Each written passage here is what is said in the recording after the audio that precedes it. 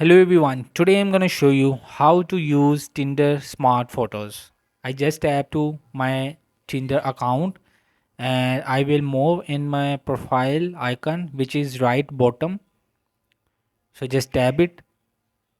So here you will see is the top. You will see the pencil icon that edit your profiles. Just tap it and here is your media photos and make sure your smart photos option is turned on. So Tinder smart photos feature uses an algorithm to analyze which of your profile photos are most affected and display them to potential matches first. So photos selection, smart photos analyzes which of your photos receive the most right swipes and ranks them in order.